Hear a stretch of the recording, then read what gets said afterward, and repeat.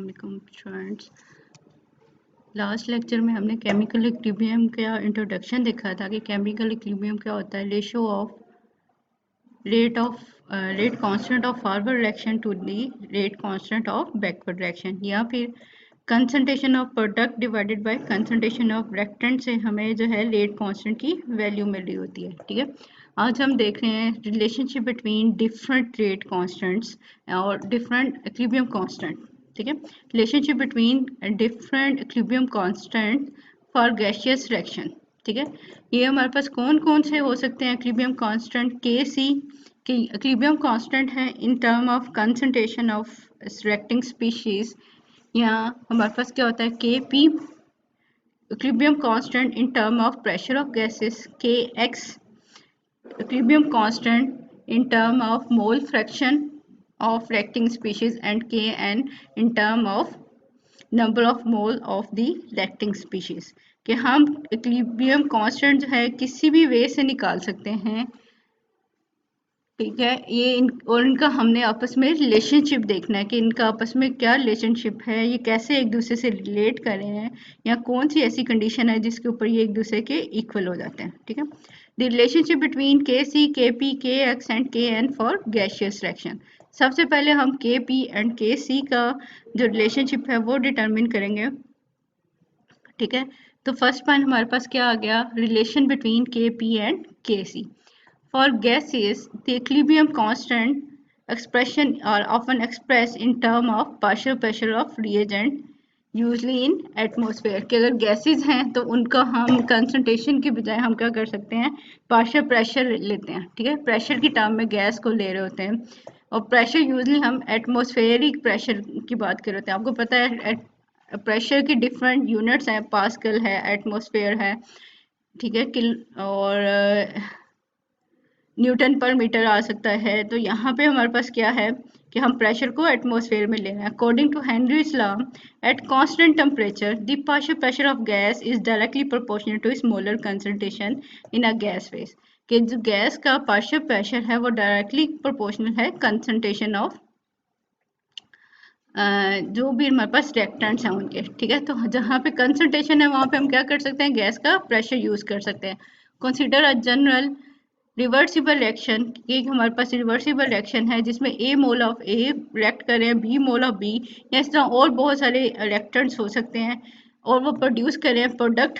ठीक है, यानी कि सी मोल ऑफ सी प्रोड्यूस होने हैं डी मोल ऑफ डी, और इसके साथ भी कोई और मटेरियल भी हो सकते हैं। इसलिए प्लस के साथ डॉटेड लाइन शो की है कि इस दो से ज़्यादा भी रिएक्टेंट और दो से ज़्यादा भी प्रोडक्ट हो सकते हैं।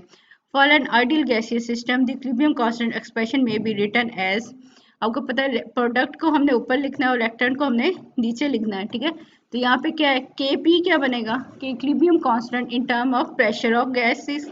ठीक है, pressure of C raise to power इस कोफिशिएंट जो कि स्मॉल सी है, ये इसके नंबर ऑफ मोल को डिटरमिन करता है। ठीक है, इसी तरह मल्टीप्लाई करेंगे हम pressure of D raise to power small D, और इसके अलावा अगर और टर्म है यहाँ पे तो प्रोडक्ट में और टर्म आ जाएंगी। सिमिलरली हमारे पास क्या है, डिवाइड करेंगे हम रिएक्टेंट की कंसंट्रेशन के साथ, तो रिएक्टेंट का अब कंसंट्रेशन के बजाय हम क्या लेंगे, प्रेशर। तो pressure of A raise to power A multiply by pressure of B raise to power B, where P represent the partial pressure of individual gaseous component present in the equilibrium state। के equilibrium state पे हमारे पास जो भी gases का pressure होगा ये वो वाला pressure है P। ठीक है, according to ideal gas equation PV is equal to nRT। ठीक है, जनरल गैस इक्वेशन है where Ni is the number of mole of the gas, कि कोई भी एक imaginary गैस है या हम कोई भी गैस ले लें तो उसके ऊपर क्या है, N किस चीज़ को रिप्रेजेंट करे, number of mole. For homogeneous gas reaction if its volume is kept constant then partial pressure of any gas can be written as, हम क्या कर सकते हैं, V को वॉल्यूम को N के डिनोमिनेटर में ले जाएंगे। मीन यहाँ पे ये मल्टीप्लाई हो रहा है, इक्वेशन की दूसरी साइड पे जाएगा तो डिवाइड हो जाएगा।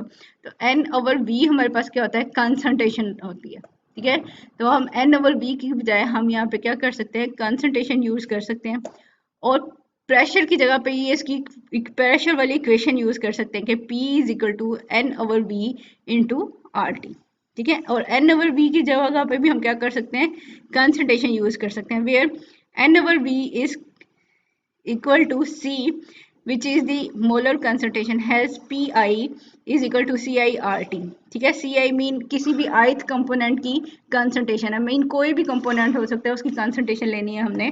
तो कंसंट्रेशन को हम क्या करते हैं, मोस्टली मोलर कंसंट्रेशन को स्क्वायर ब्रैकेट से शो करते हैं। तो हम यहाँ पे कर सकते हैं ऐसे कि हम कंसंट्रेशन लिखें, ठीक है, और साथ आर टी के साथ इसको मल्टीप्लाई कर दें। तो प्रेशर जहाँ जहाँ पे प्रेशर है, तो प्रेशर की इक्वेशन क्या बन गई, pressure is equal to concentration term multiply by R T. तो हम यहाँ पे कर सकते हैं, now the equilibrium partial pressure in equation 5 is replaced by the corresponding values of concentration into R T. ठीक है, तो अब क्या था, pressure of C, pressure of D, pressure of A और प्रेशर ऑफ बी की जगह पे हम क्या कर सकते हैं, कंसंट्रेशन टर्म यूज कर सकते हैं। Concentration of C raise to power C, concentration of D raise to power D, इसी तरह concentration of A raise to power A and concentration of B raise to power B। अब multiply करना है, अब ये आ गई कंसंट्रेशन टर्म, उसके साथ RT भी है। ठीक है, तो RT इधर डिनोमिनेटर में भी आएगा और न्यूमिनेटर में भी आएगा। ठीक है, अब उसकी भी पावर आएगी C और D, और आगे कोई भी कंपोनेंट है तो इसी तरह रिएक्टेंट में भी इसकी पावर आएगी A और B, और जितने भी आगे कंपोनेंट होंगे वो आएगा। ठीक है, तो इसीलिए आर टी वाली टर्म को एक साइड पे निकाल लिया कि R T raise to power C plus D, और जितनी भी उसकी पावर आ रही है आगे, इसी तरह divided by R T raise to power A plus B plus next जितनी भी वैल्यूज आ रही हैं। ठीक है, अगर हम इस डिनोमिनेटर से आर टी को ऊपर लेके जाना चाहते हैं तो एक ही टर्म बन जाएगी, जस्ट क्या होगा, A और B वाली टर्म के साथ माइनस आ जाएगा। ठीक है, अब यहाँ पे अगर आप इक्वेशन को देखें, K P is equal to concentration term, अब आपको पता है के सी किसके इक्वल था, पीछे वाले लेक्चर के अंदर K C is equal to concentration of product divided by concentration of reactant. तो उसकी जगह पे हम क्या कर सकते हैं, के सी यूज कर सकते हैं। तो ये बन जाएगा के सी इंटू आर टी। अब प्रोडक्ट में से हम रिएक्टेंट के नंबर ऑफ मोल्स जो है माइनस करें, ये नंबर ऑफ मोल ही थे ना हमारे पास जब हमने जनरल इक्वेशन लिखी थी कि A mole of A, B mole of B and C mole of C and D mole of D। तो ये हमें नंबर ऑफ मोल्स बताने हैं। तो हम क्या कर रहे हैं कि प्रोडक्ट के नंबर ऑफ मोल में से माइनस कर रहे हैं रिएक्टेंट के नंबर ऑफ मोल्स। ठीक है, C प्लस D की जितनी भी वैल्यूज आ रही हैं उसमें से हम माइनस कर रहे हैं, जो रिएक्टेंट वाले हैं A प्लस B को प्लस कर लिया, उसको माइनस कर दिया प्रोडक्ट के अंदर से। तो ये हमारे पास क्या बनेगा, डेल्टा एन। ठीक है, और बाकी टर्म हमारे पास सेम रह जाएगी। तो के पी की क्या वैल्यू बनेगी, के P is equal to K C into R T raise to power delta N, where delta N is equal to C plus D minus A plus B. This is the change in the number of mole of gas shown in the balance equation।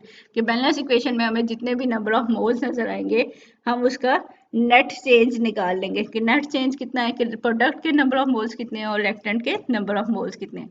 तो हमने यहाँ पे एक expression निकाल लिया कि K P is equal to K C into R T raised पर delta N. तो ये एक पहला एक्सप्रेशन आ गया हमारे पास। ठीक है, इक्वेशन नंबर 6। अब हम देखते हैं रिलेशनशिप बिटवीन के एक्स एंड के पी। ठीक है, अब के एक्स क्या था, equilibrium constant in term of mole fraction की टर्म में ले रहे हैं, और के पी तो हमें पता है कि इक्विलिब्रियम कांस्टेंट है in term of gaseous pressure.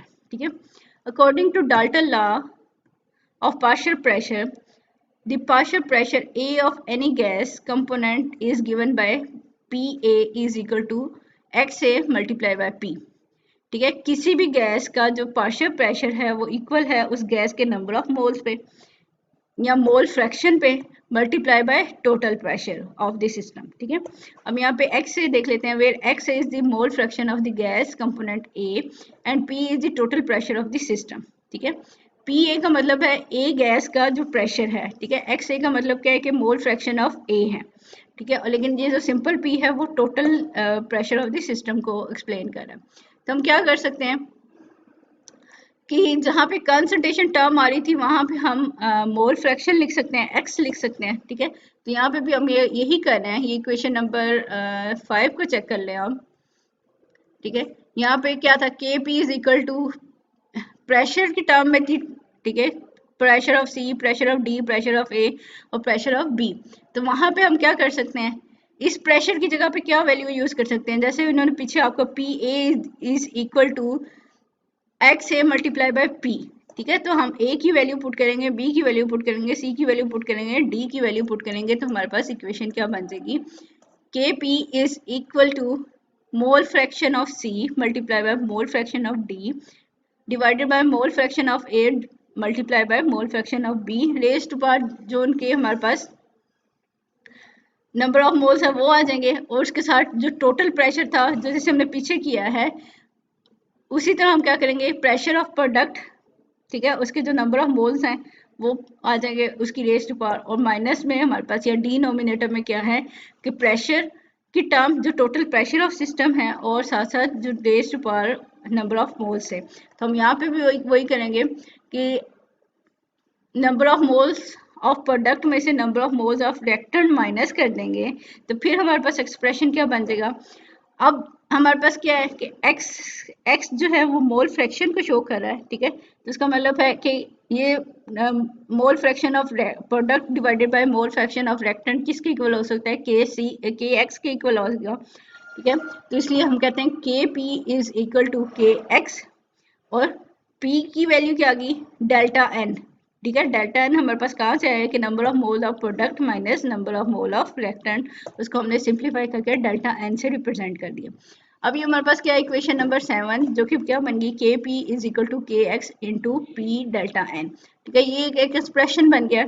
अब हम इसको और ज़्यादा सिंप्लीफाई कर सकते हैं, पी की वैल्यू हमें पता है कि P V is equal to n R T होता है। तो अगर 1 मोल ऑफ आइडियल गैस ले रहे हैं तो P V is equal to R T आ जाएगा, ठीक है। तो यहाँ से पी की वैल्यू निकालना है, P is equal to R T over V, तो हम इक्वेशन नंबर 7 में पी की वैल्यू पुट कर सकते हैं, ठीक है। तो ये इक्वेशन हमारे पास क्या बन जाएगी, K P is equal to K X into R T over V raise to power delta N, ठीक है। तो ये हमारे पास क्या बन गई, के पी और के एक्स का रिलेशनशिप बन गया, और इक्वेशन नंबर 8 आ गई, ठीक है। एंड पे हम इन सबको कंपेयर भी करेंगे। नेक्स्ट है हमारे पास relation between K P and K N. K N क्या है, नंबर ऑफ मोल्स, ठीक है, किसी भी गैस कंपोनेंट की नंबर ऑफ मोल है। K P can be express in term of K N when the concentration are express in number of moles of the gases in this system, कि concentration को हम number of moles की term में represent कर रहे हैं, ठीक है। Dalton law of partial pressure can be written in the form कि partial pressure of any gas is equal to mole fraction, जो हमने पीछे बात की है कि X of A multiply by total pressure. तो एक्स ऑफ ए क्या होता है, मोल फ्रैक्शन क्या होती है कि number of mole of any component divided by total number of moles, ठीक है। तो अगर हमने ए के निकालना है तो एन ए ओवर एन आ जाएगा, जैसे यहाँ पे उन्होंने बताया कि since X A is equal to N A over N, तो एक्स ए की जगह पे हम क्या करें, N A over N put कर रहे हैं, तो वही डाल्टन लॉ वाला रिलेशनशिप है हमारे पास कि P A is equal to N A over N multiply by P, where Na is the number of moles of the component of gas A and N is the total number of moles of the gases in the system। अब जब हमने Pa निकाल लिया, हम Pb भी निकाल सकते हैं, Pc भी निकाल सकते हैं और Pd भी निकाल सकते हैं, जस्ट यहाँ पे वैल्यू पुट करेंगे। तो यह क्या आ जाएगा, number of moles of C raise to power C multiply by number of moles of D raise to power इस coefficient D divided by reactant, हमारे पास क्या है, number of moles of A raise to power small a आ गया, और इसी तरह number of moles of B raise to power B। अब जो रिमेनिंग टर्म है P ओवर N इक्वेशन में साइड पे निकाल लिया और उसको डेल्टा N लिख लिया। जैसे अब ये डेल्टा N कैसे आया कि आपको पता है कि number of moles of product minus हम कर रहे हैं number of moles of reactant, तो ये डेल्टा N आ गया, ठीक है। हम इसको भी सिंप्लीफाई कर सकते हैं कि P की जगह पे RT ओवर V लिख सकते हैं, अगर आपने उसको करना है ऐसे, वरना इसको सिंप्लीफाई भी रहने दे सकते हैं। तो यहाँ पे जो रिलेशनशिप बनेगा इक्वेशन नंबर 9 के अंदर कि K P is equal to K N into P over N raise to power delta N. अब ये सारी इक्वेशन हमें क्या बतानी है कि के एक्स, के पी, के एन और के सी का रिलेशनशिप बतानी है, ठीक है। दस the equation 6, 8, 9 show a relationship between के सी, के पी, के x and K N, these are related to each other। अब ये सारी इक्वेशन दोबारा से इकट्ठी लिख दी हैं कि के पी किस किस टर्म के इक्वल था, ठीक है। K P is equal to K C into R T log R T raised power delta N is equal to K P, ठीक है। और जो के पी है वो हमारे पास किसके इक्वल है, K X into R T over V raised power delta N, which is equal to the K N into P over N raised power delta N, ठीक है। तो ये हमारे पास क्या है, ये रिलेशनशिप बन गए। If the number of moles of the reactant is equal to the number of mole of the product then delta N will be zero, कि हमारे पास जितने number of mole of reactant हैं उतने ही हमारे पास नंबर ऑफ मोल प्रोडक्ट के हैं। तो प्रोडक्ट में से रिएक्टेंट के जब माइनस करेंगे तो डेल्टा एन क्या हो जाएगा, जीरो। तो इसका मतलब है ये जो जिस टर्म के साथ पावर है वो टर्म क्या हो जाएगी, वन हो जाएगी, ठीक है। तो आर टी वाली जो टर्म है अगर वो जीरो है तो इसका मतलब है ये वन आ गई, तो ये वाली टर्म जो है वो कैंसिल आउट हो जाएगी। फिर हमारे पास क्या रह जाएगा, यहाँ से पहली टर्म के सी के साथ जो है R T raised power delta N है वो कैंसिल हो गया, तो यहाँ सिर्फ रह गया के सी। इसी तरह is equal to K P, इसी तरह के एक्स के साथ सारी टर्म कैंसिल आउट हो जाएगी तो के एक्स बन जाएगा सिंपल, और के एन वाली टर्म भी सिंपल आ जाएगी। यानी आपसे क्वेश्चन ये किया जा सकता है कि कोई ऐसी कंडीशन है जिसके ऊपर ये सारे लेट इक्विलिब्रियम कांस्टेंट जो हैं वो हमारे पास क्या हो जाए, इक्वल हो जाए। तो वो कंडीशन क्या है, जब number of moles of product and number of mole of reactant जो हैं वो इक्वल हो जाते हैं, तो वो हमारे पास क्या होगा, डेल्टा एन जीरो हो जाएगा, और ये जो पावर वाली टर्म है ये कैंसिल आउट हो जाएगी, खत्म हो जाएगी। तो फिर ये हमारे पास क्या हो सकते हैं कि हम कोई भी इक्विलिब्रियम कांस्टेंट की एक्सप्रेशन को ले सकते हैं, ठीक है। कोई भी इसको यूज करेंगे क्योंकि ये चारों के चारों एक दूसरे के इक्वल आ जाएंगे। तो ये तो था हमारे पास relationship between different equilibrium constants. जो ये इक्विलिब्रियम कांस्टेंट हमारे पास थे कौन से, के सी, के पी, के एक्स एंड के एन थे। हमने इनका एक्सप्रेशन देख लिया, बहुत सिंपल था कि डाल्टन लॉ को यूज करके, हाँ, और हमारे पास क्या है, जनरल गैस इक्वेशन जो थी उसको यूज करके हमने एक्सप्रेशन निकाल लिया। नेक्स्ट हम देखते हैं होमोजीनियस गैसियस इक्विलिब्रिया, कि आपने वर्ड पढ़ा है कि होमोजीनियस इक्विलिब्रियम भी होते हैं और हेट्रोजीनियस भी होते हैं, ठीक है। होमोजीनियस वो होते हैं जिनकी जो कंपोनेंट है वो एक ही फेज के अंदर है, और इसलिए हम सबसे पहले क्या कर रहे हैं, होमोजीनियस गैसियस इक्विलिब्रियम के गैस फेज में जो रिएक्शन है उनको इक्विलिब्रियम को स्टडी कर रहे हैं, ठीक है। The homogeneous gaseous reaction are of two type. First one क्या हो सकते हैं, reaction without change in number of mole taking part in the reaction, कि वो रिएक्शन जिसमें number of moles of reactant and product जो है वो चेंज नहीं हो रहे, ठीक है। मतलब ये कि जितने नंबर ऑफ मोल हमारे पास रिएक्टेंट के हैं उतने ही नंबर ऑफ मोल ऑफ जो है प्रोडक्ट के हैं, ठीक। कि इसी तरह हमारे पास क्या होगा, डेल्टा एन क्या हो जाएगा, जीरो हो जाएगा, ठीक है। फर्स्ट रिएक्शन हम वो देख रहे हैं जिनमें डेल्टा एन की वैल्यू जीरो है। फिर नेक्स्ट हमने वो रिएक्शन देखने हैं जिसमें डेल्टा एन की वैल्यू जीरो नहीं होती, ठीक है। एग्जांपल आपको फर्स्ट वाले की दी जा रही है, the reaction without change in the number of mole taking part in the reaction. Example है कि 2 mole of hydrogen iodide decompose into hydrogen and iodine. या इसका रिवर्सिबल एक्शन क्या है कि 1 mole of hydrogen and 1 mole of iodine combine हो रहे हैं और ये प्रोड्यूस कर रहे हैं हमारे पास हाइड्रोजन आयोडाइड। तो 2 मोल हमारे पास रिएक्टेंट के हैं और 2 मोल ही प्रोडक्ट के हैं, तो यहाँ पे डेल्टा एन हमारे पास क्या हो जाएगा, जीरो। इसी तरह हमारे पास रिएक्शन है कि hydrogen and carbon dioxide combine हो रहे हैं और ये बना रहे हैं वाटर एंड कार्बन मोनोऑक्साइड, ठीक है। तो 2 मोल रिएक्टेंट के हैं, 2 मोल प्रोडक्ट के हैं, तो इसका रिवर्सिबल रिएक्शन भी ऐसे ही होगा। दूसरी टाइप हमारे पास क्या हो सकती है, reaction with change in number of moles during the chemical changes, ठीक है। एग्जांपल आपको दी जा रही है कि 1 मोल ऑफ PCl5 डीकम्पोज हो रहा है PCl3 और क्लोरीन के अंदर, लेकिन इसका रिवर्सिबल रिएक्शन क्या है, क्योंकि फॉरवर्ड में हमारे पास क्या था, 1 मोल थे और प्रोडक्ट के 2 मोल हैं। लेकिन अगर हम बैकवर्ड देखें तो हमारे पास क्या, रिएक्टेंट के 2 मोल हैं, PCl3 और क्लोरीन जो है 1-1 मोल कंबाइन होके, यानी टोटल 2 मोल है हमारे पास इसके पास, और कंबाइन होके ये प्रोड्यूस कर रहे हैं PCl5 जो कि 1 मोल है, ठीक है। यानी हमारे पास नंबर ऑफ मोल्स जो हैं वो चेंज हो रहे हैं। इसी तरह हमारे पास क्या है, नाइट्रोजन है, कंबाइन हो रही है फॉरवर्ड रिएक्शन में हाइड्रोजन के साथ जो कि 3 मोल है हाइड्रोजन के और 1 मोल नाइट्रोजन का, तो टोटल 4 मोल हो गए। फॉरवर्ड रिएक्शन है और ये प्रोड्यूस करें हमारे पास अमोनिया, और अमोनिया के कितने मोल प्रोड्यूस हो रहे हैं 2। ठीक है, यहाँ इसका बैकवर्ड रिएक्शन देख लें कि 2 मोल अमोनिया डिकम्पोज हो रहा है नाइट्रोजन के अंदर और हाइड्रोजन के अंदर, और ये टोटल 4 मोल बना रहा है। ठीक है, यहाँ पे भी रिएक्टेंट और प्रोडक्ट के नंबर ऑफ मोल्स में चेंजेस आ रही है। इसी तरह नाइट्रोजन टेट्राऑक्साइड है, ये डिकम्पोज होकर नाइट्रोजन डाइऑक्साइड में कन्वर्ट हो रहा है, और 1 मोल था और ये 2 मोल बना रहा है। इसी तरह 2 मोल ऑफ सल्फर डाइऑक्साइड है जो 1 मोल ऑफ ऑक्सीजन के साथ कंबाइन होके क्या कर रहा है हमारे पास 2 मोल ऑफ सल्फर ट्राइऑक्साइड बना रहा है। अब रिएक्टेंट के मोल्स कितने हैं 2 और 1 3, लेकिन प्रोडक्ट के हमारे पास मोल बन रहे हैं 2। यहाँ पे भी क्या है हमारे पास नंबर ऑफ मोल जो है वो चेंज हो रहे होते हैं। ठीक है, अब हम पहले वाला केस स्टडी कर सकते हैं, reaction without change in number of moles या डिसोसिएशन ऑफ हाइड्रोजन आयोडाइड। यहाँ हम स्टडी करें कि वो रिएक्शन ले रहे हैं जिसमें number of moles of reactant product जो है वो सेम है, यानी चेंज नहीं आ रहा इनके अंदर। ठीक है, एग्जाम्पल हमारे पास क्या है, hydrogen iodide dissociate into hydrogen iodine at 444 centigrade. ठीक है, 2 मोल हमारे पास रिएक्टेंट के थे हाइड्रोजन आयोडाइड और वो 2 मोल में कन्वर्ट हो रही है।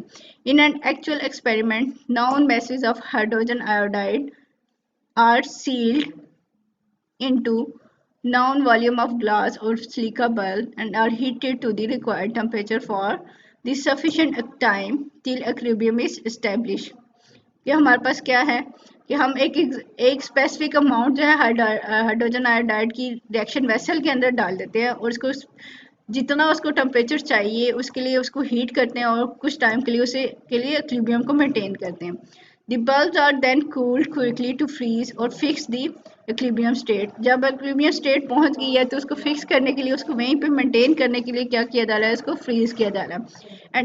And the concentration of iodine liberated is determined by titrating against the standard sodium thiosulfate solution। कि जितनी रिएक्टेंट के अंदर आयोडीन प्रोड्यूस हो रही है उसको हम टाइट्रेशन कर लेंगे। आपने पढ़ा होगा आयोडीमेट्रिक टाइट्रेशन होती हैं और आयोडोमेट्रिक टाइट्रेशन होती हैं जो आयोडीन से रिलेट कर रही होती हैं।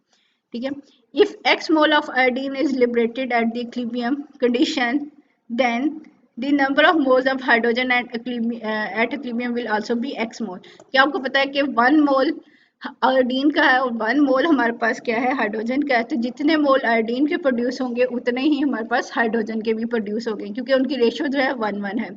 ठीक है, इसीलिए यहाँ पे कहा जा रहा है कि अगर x मोल आयोडीन के हैं तो x मोल ही हमारे पास हाइड्रोजन के होंगे। Since the concentration of iodine at equilibrium is equal to that of hydrogen के, हमें पता है कि जितनी कंसंट्रेशन आयोडीन की है उतनी ही हमारे पास हाइड्रोजन की भी है।